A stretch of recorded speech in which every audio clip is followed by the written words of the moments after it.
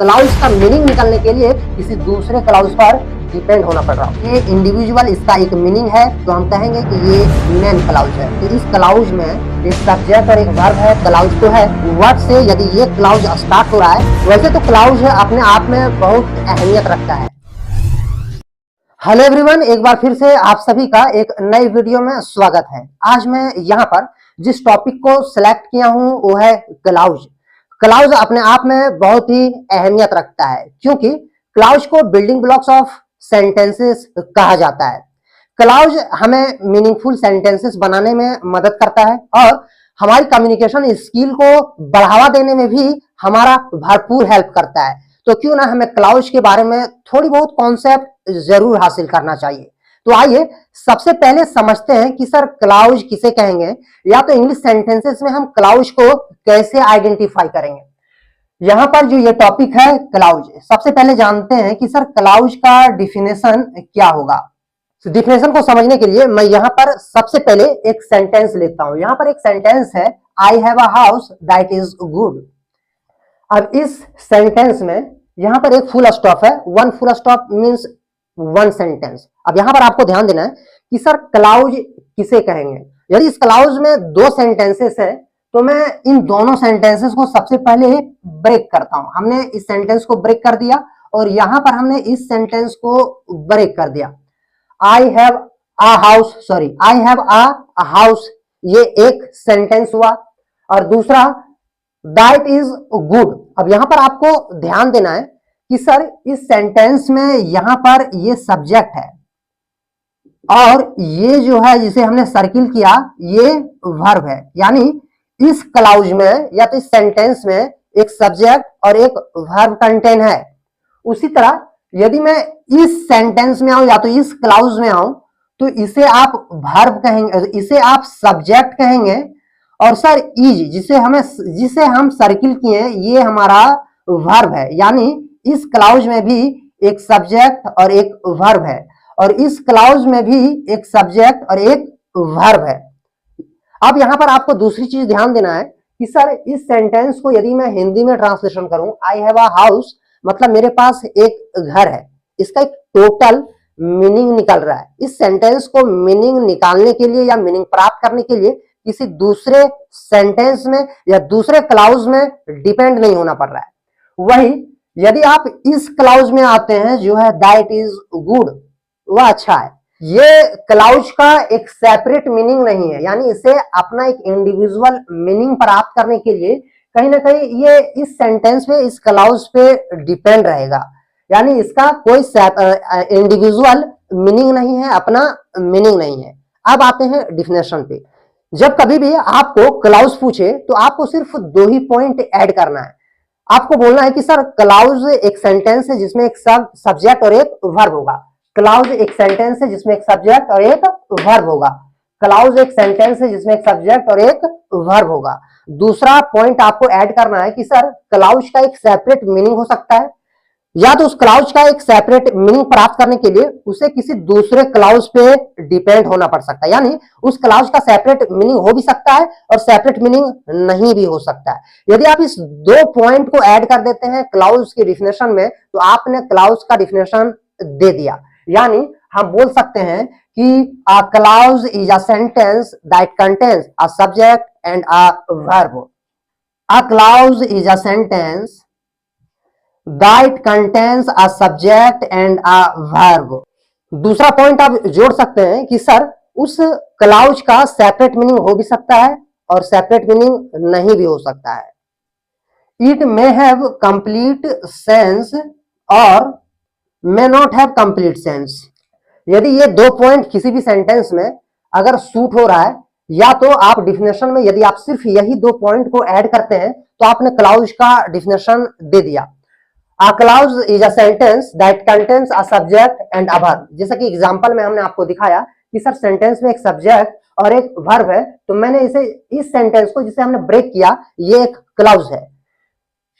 ये सेंटेंस को जो हमने ब्रेक किया जिसमें एक सब्जेक्ट और एक वर्ब है तो हम इसे क्लाउज कहेंगे। दूसरा बात आपको ध्यान देना है कि सर इट में है कंप्लीट सेंस, उस सेंटेंस का या तो उस क्लाउज का एक कंप्लीट सेंस निकल रहा हो या तो उसका कोई मीनिंग निकल रहा हो, या तो हो सकता है कि उसका कोई मीनिंग ना निकल रहा हो या तो उस क्लाउज का मीनिंग निकलने के लिए किसी दूसरे क्लाउज पर डिपेंड होना पड़ रहा हो, तब हम कहेंगे सर वो क्लाउज है। तो चलिए यहाँ पर सबसे पहले एग्जाम्पल के तौर पर कुछ सेंटेंसेस लेते हैं और पहचानने की कोशिश करते हैं कि कौन क्लाउज है और कौन क्लाउज नहीं है। तो आइए यहाँ पर कुछ एग्जाम्पल लेते हैं। डिफिनेशन यदि ये बोल रहा है कि सर क्लाउज में एक सब्जेक्ट और वर्ब कंटेन होना चाहिए, तब हम उसे क्लाउज कहेंगे। अब यहाँ पर देखिए हमने 3 सेंटेंसेस एग्जाम्पल के तौर पर लिया है। यहाँ पर इन सेंटेंसेस को सबसे पहले ब्रेक करते हैं और सब्जेक्ट और वर्ब को सेपरेट करते हैं ताकि हम ये पता कर सकें कि ये क्लाउज है या नहीं। यहाँ पर देखिए आई हैव अ हाउस, ये एग्जाम्पल ऑलरेडी ले चुका था। दैट इज गुड, अब इस सेंटेंस में आप क्या देख रहे हैं कि सर यहाँ पर आई सब्जेक्ट है और यहाँ पर हैव वर्ब है, तो सर सब्जेक्ट और वर्ब का कॉम्बिनेशन, इस तरह की सेंटेंस को हम क्लाउज कहेंगे। अब यहाँ पर इस सेंटेंस में देखिए दैट हमारा सब्जेक्ट है और इज हमारा वर्ब है, और यदि इज हमारा वर्ब है और दैट सब्जेक्ट है, यानी इस क्लाउज में दैट सब्जेक्ट और वर्ब दोनों कंटेन है, तो सर हम इसे क्लाउज जरूर कहेंगे। उसी तरह नेक्स्ट सेंटेंस में if he comes to me I shall help him, यदि आप इसे ब्रेक करोगे तो I shall if he comes to me, और दूसरा दिया हुआ है आई शैल हेल्प हिम। अब यहां पर देखिए कि सर यहां पर ही सब्जेक्ट है और कम्स हमारा वर्ब है, तो क्या सर इस सब्जेक्ट और वर्ब के कॉम्बिनेशन को हम क्लाउज कहेंगे?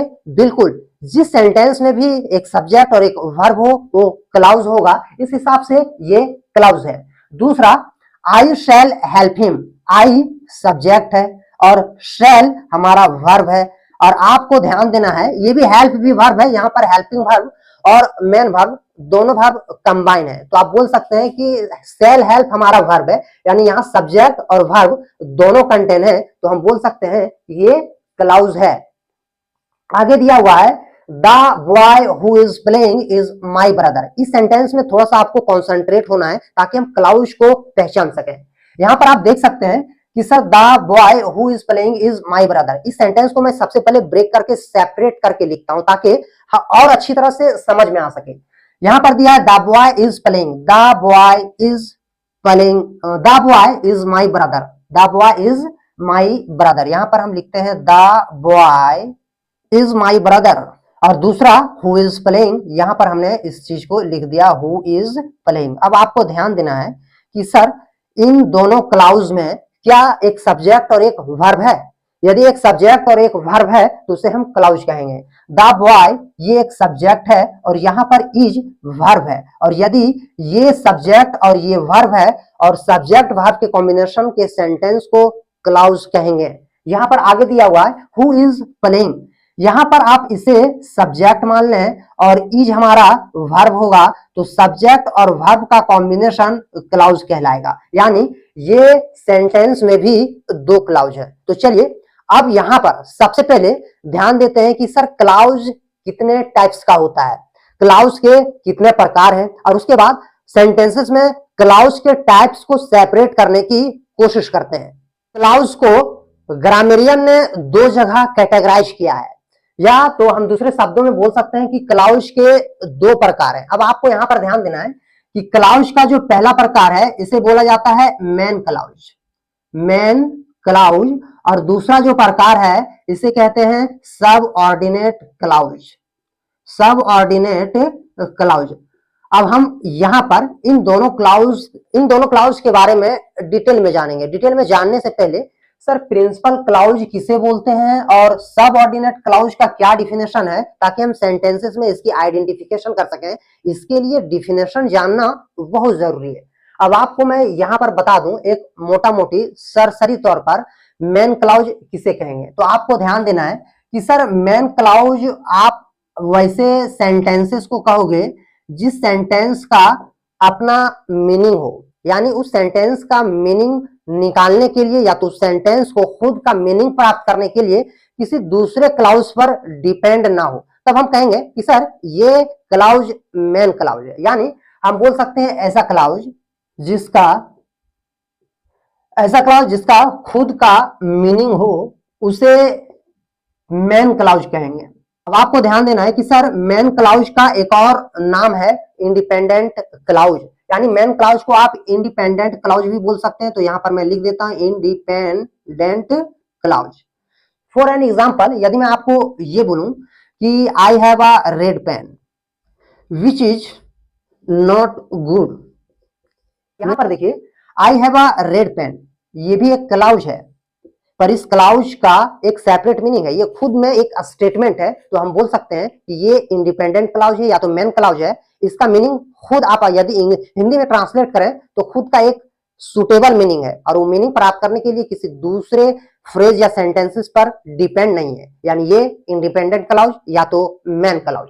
वही विच इज नॉट गुड, जो अच्छा नहीं है, क्या अच्छा नहीं है, कुछ पता नहीं चल रहा, विच इज नॉट गुड। लेकिन यही क्लाउज यदि इस क्लाउज पर अटैच हो जाता है तो हम ये डिटेक्ट कर लेते हैं कि क्या अच्छा नहीं है, किसके बारे में बोला जा रहा है, तब इस क्लाउज का एक मीनिंग प्राप्त हो रहा है। यानी इस क्लाउज को अपना एक मीनिंग या अपना एक मीनिंग का अस्तित्व बनाने के लिए इस इंडिपेंडेंट क्लाउज या तो इस मेन क्लाउज पर डिपेंड होना पड़ रहा है। तो हम कहेंगे कि ये हमारा सब ऑर्डिनेट क्लाउज है। अब यदि सब ऑर्डिनेट क्लाउज का डिफिनेशन देना चाहें तो आप बोल सकते हैं कि सर सब ऑर्डिनेट क्लाउज हम ऐसे क्लाउज को कहेंगे जिस क्लाउज का अपना मीनिंग ना हो या तो अपना मीनिंग प्राप्त करने के लिए मेन क्लाउज पर डिपेंड होना पड़े। हम बोल सकते हैं ऐसा क्लाउज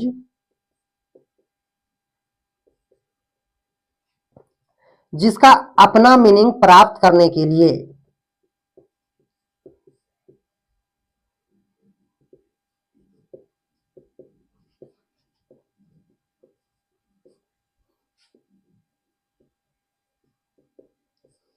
ऐसा क्लाउज जिसका अपना मीनिंग प्राप्त करने के लिए मेन क्लाउज पर डिपेंड होना पड़े, मेन क्लाउज पर डिपेंड होना पड़े, उसे हम कहेंगे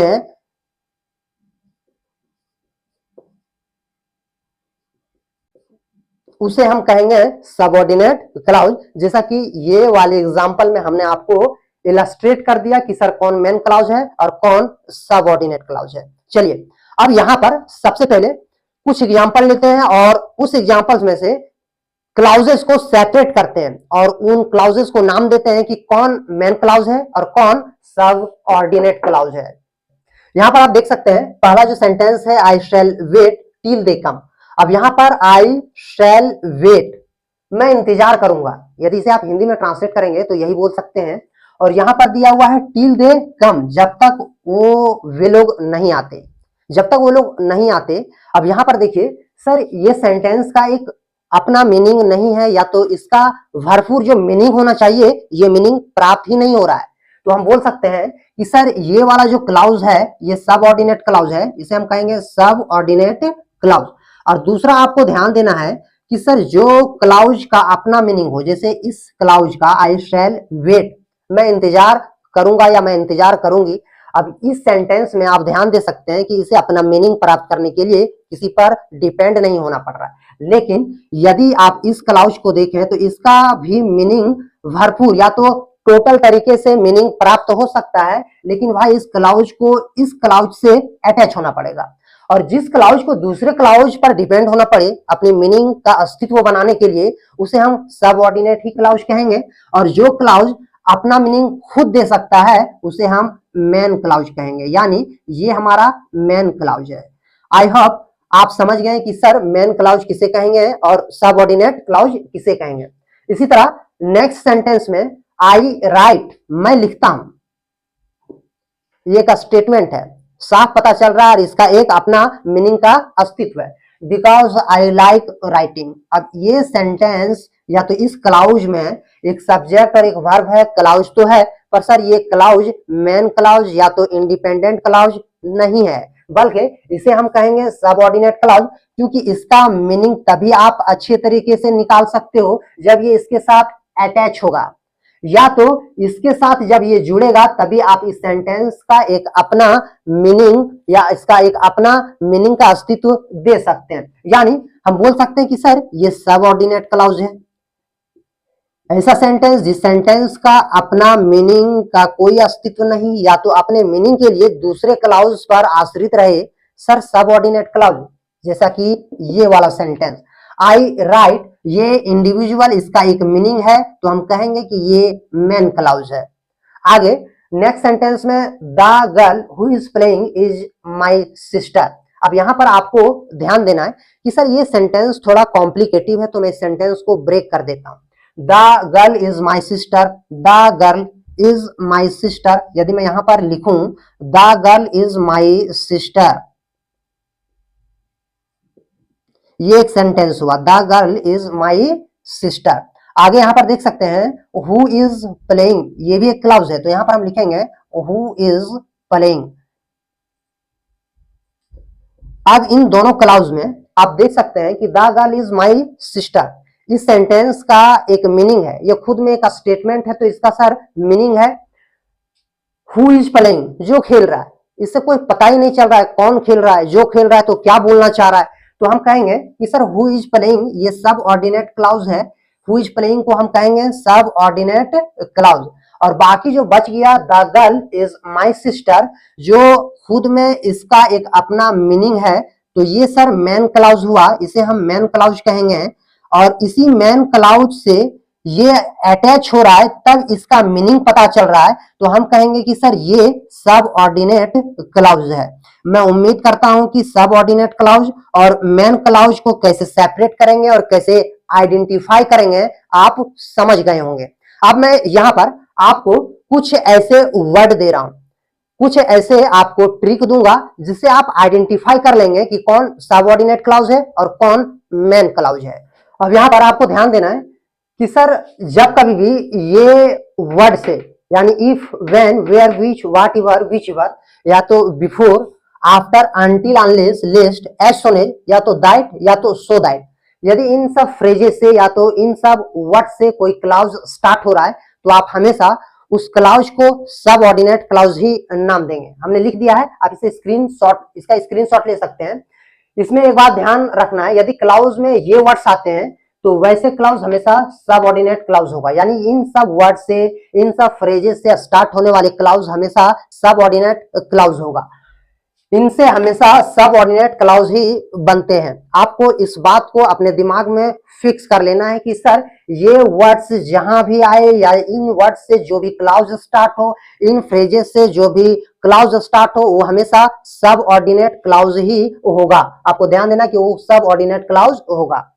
हमने तो ये सीख लिया कि which, where, what, so that, until, unless, lest और भी कुछ, इन सब वर्ड से या फ्रेजेस से यदि कोई सेंटेंस स्टार्ट होता है तो उस क्लाउज को हम सब ऑर्डिनेट क्लाउज कहेंगे। तो क्या कभी कभार सेंटेंसेस में ऐसे भी होता है क्या कि दो क्लाउजेस आए पर वो दोनों क्लाउज मैन क्लाउज हुआ? आपको एक बात ध्यान देना है कि सर एक सेंटेंस में दो क्लाउज मैन क्लाउज हो सकते हैं लेकिन एक सेंटेंस में दो सब ऑर्डिनेट क्लाउज नहीं हो सकता।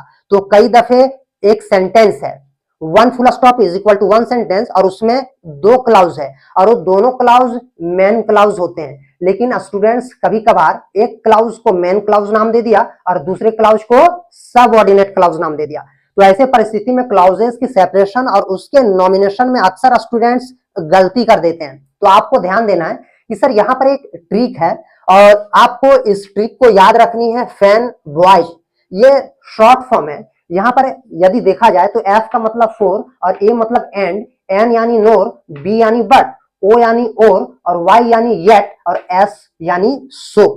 अब आपको यहाँ पर यह ध्यान रखना है कि सर जब कभी भी कोई क्लाउज इन सब वर्ड से स्टार्ट हो रहा है तो आपको ध्यान देना कि वो क्लाउज मेन क्लाउज ही होगा, उस क्लाउज को आप गलती से भी सब ऑर्डिनेट क्लाउज नाम ना देंगे। तो आपको यहाँ पर सबसे पहले कुछ एग्जाम्पल पर ध्यान देना है ताकि हम उस एग्जाम्पल को सेपरेट करके बता सकें कि वाकई क्या इन सब वर्ड से स्टार्ट होने वाले क्लाउज मेन क्लाउज ही होंगे। अब यहाँ पर आप देख सकते हैं कि हमने दो एग्जाम्पल लिया है, he was playing and she was dancing. दूसरा सेंटेंस दिया हुआ है they went to school but Mohan didn't go. अब यहां पर ध्यान देते हैं कि सर इन सेंटेंसेस में दो क्लाउजेस हैं, ही वाज प्लेइंग और दूसरा एंड शी वाज डांसिंग। क्या ये दोनों क्लाउज मेन क्लाउज है या एक मेन क्लाउज या दूसरा सबऑर्डिनेट क्लाउज। चलिए ध्यान देते हैं। यहां पर आप देख सकते हैं कि हमने अभी अभी आपको बोला कि आपको फैन बॉयज ट्रिक याद रखना है और इन सब वर्ड से जो भी क्लाउज स्टार्ट होगा मेन क्लाउज होगा। यहां पर ध्यान दे सकते हैं कि सर ये clause he was dancing and से स्टार्ट हो रहा है, तो हम कहेंगे कि ये मेन क्लाउज है। आगे इस सेंटेंस में दे वेंट टू स्कूल, ये एक क्लाउज हुआ। दूसरा बट मोहन डिडंट गो, अब यहां पर देखिए ये मोहन डिडंट गो ये भी एक clause, they went to school ये भी एक क्लाउज। पर सर ये क्लाउज बट से स्टार्ट हो रहा है। हमने अभी अभी बोला कि आपको ये ट्रिक याद रखना है फैन बॉय, और इन सब वर्ड्स में जो भी क्लाउजेस स्टार्ट होगा इन सब वर्ड से, तो यहां पर देख सकते हैं कि बट यानी कि इस वर्ड से यदि ये क्लाउज स्टार्ट हो रहा है तो इस क्लाउज को हम मेन क्लाउज नाम देंगे। अब आपको ध्यान देना है कि सर एक सेंटेंस में दो क्लाउज मेन क्लाउज हो सकता है, पर एक सेंटेंस में दोनों सबऑर्डिनेट क्लाउज नहीं हो सकता। एक बार फिर से मैं रिपीट कर रहा हूं कि सर एक सेंटेंस में मेन क्लाउज दोनों क्लाउज मेन क्लाउज हो सकते हैं, पर एक सेंटेंस में दोनों सबऑर्डिनेट क्लाउज नहीं हो सकते। हाँ, दूसरी कंडीशन या तो दूसरा स्टेटमेंट आप ये बोल सकते हैं कि सर एक सेंटेंस में एक मेन क्लाउज एक सबऑर्डिनेट क्लाउज हो सकता है। आपको इन तीनों स्टेटमेंट को ध्यान में रखते हुए आपको ध्यान देना है कि सर हम कैसे मेन क्लाउज और सबऑर्डिनेट क्लाउज को सेपरेट करेंगे। तो आइए यहां पर और भी कुछ एग्जांपल्स लेते हैं और मेन क्लाउज और सबऑर्डिनेट क्लाउज को पहचानने की कोशिश करते हैं। अब यहां पर सबऑर्डिनेट क्लाउज और मेन क्लाउज को समझने के लिए या तो इन दोनों क्लाउजेस को अलग अलग सेपरेट करने के लिए तीन एग्जांपल लिया है। तीन एग्जांपल काफी है यदि कॉन्सेप्ट को हमने समझ लिया है। यहां पर आप देख सकते हैं कि पहला जो सेंटेंस है यू विल पास, इसको हमने ऐसे सराउंड कर दिया। आगे दिया है इफ यू वर्क हार्ड, यहाँ पर दो क्लाउज है। क्लाउज इसलिए कहेंगे क्योंकि सर यहाँ पर ये सब्जेक्ट है और ये वर्ब है, और सब्जेक्ट और वर्ब का कॉम्बिनेशन क्लाउज होगा तो हम कहेंगे कि ये क्लाउज है। दूसरा क्वेश्चन बनता है कि ये कौन सा क्लाउज है, तो इस सेंटेंस का एक सेपरेट मीनिंग है तो कहेंगे कि मेन क्लाउज है। और हमने आपको एक लिस्ट दिया था जिसमें लिखा हुआ था which where when if until unless lest so that. If यदि इस तरह की वर्ड से कोई भी क्लाउज स्टार्ट होता है तो यहां पर ये इफ से स्टार्ट हो रहा है, या तो आप ये भी बोल सकते हैं कि इसका कोई सेपरेट मीनिंग नहीं है। यदि हम सेपरेट करके इस क्लाउज को यदि आप हिंदी में करो तो उसका मुकम्मल मीनिंग नहीं पता चल रहा है, तो हम बोल सकते हैं कि ये सबऑर्डिनेट क्लाउज है। इसका मीनिंग तभी पता चलेगा जब ये इस क्लाउज पर आश्रित होगा या अटैच होगा। उसी तरह यहां पर नेक्स्ट सेंटेंस में द बुक इज माइन, ये एक होगा जिसमें मैं सर्किल कर रहा हूं। द बुक इज माइन ये एक सेंटेंस होगा। That is on the table ये एक सेंटेंस होगा। अब यहां पर देखिए द बुक इज माइन, वह किताब मेरा है, यहां पर ये सेंटेंस का पूरा मीनिंग पता चल रहा है। लेकिन that is on the table जो टेबल पर है, क्या टेबल पर है, दही है, किताब है, कोई पता नहीं चल रहा है जब तक इस चीज का अटैचमेंट इस क्लाउज से न हो जाए। तो हम बोल सकते हैं कि द बुक इज माइन ये मेन क्लाउज हुआ, और that is on the table ये सबऑर्डिनेट क्लाउज है। दूसरे मेथड या दूसरा ट्रिक देखें तो ऐसा क्लाउज जो दैट से स्टार्ट हो, जो हमने लिस्ट दिया था उसमें बहुत से वर्ड थे, उनमें से एक दैट भी था, तो ऐसा क्लाउज जो दैट से स्टार्ट हो सबऑर्डिनेट क्लाउज, और बाकी जो बच गया भैया मेन क्लाउज। यहां पर नेक्स्ट सेंटेंस में ही वाज प्लेइंग वह खेल रहा था, एंड शी वाज रीडिंग और वह पढ़ रही थी। अब यहां पर आपको ध्यान देना है कि सर ये दोनों मेन क्लाउज है। अब आप कहोगे कि सर आइडेंटिफिकेशन का क्या नियम है जो आपने पहचान लिया कि ये दोनों क्लाउजेस मेन क्लाउज है। तो आपको ध्यान देना है कि जो भी क्लाउज एंड से स्टार्ट हो, अभी अभी हमने आपको एक ट्रिक दिया था फैन वॉइस, एफ यानी फोर, ए यानी एंड, तो जो भी सेंटेंस एंड से स्टार्ट हो आपको ध्यान देना है कि वो क्लाउज हमारा मेन क्लाउज होगा। एक सेंटेंस में दो मेन क्लाउज हो सकता है, एक सेंटेंस में दो सबऑर्डिनेट क्लाउज नहीं हो सकता, एक सेंटेंस में एक मेन क्लाउज और एक सबऑर्डिनेट क्लाउज हो सकता है। मैं उम्मीद करता हूं कि क्लाउज का ये जो छोटा सा कॉन्सेप्ट था आपको समझ में आ चुका होगा। नेक्स्ट वीडियो में क्लाउज के सब डिवीजन यानी क्लाउज के हमने डिवीजन मेन क्लाउज और सबऑर्डिनेट क्लाउज पढ़ लिया। अब हम आगे के वीडियो में ध्यान देंगे कि सर सबऑर्डिनेट क्लाउज के भी कई कैटेगरीज हैं, उसके बारे में जिक्र करेंगे, सेंटेंसेस लेंगे, एग्जांपल लेंगे और इसे डीपली तौर पर समझने की कोशिश करेंगे। Thank you.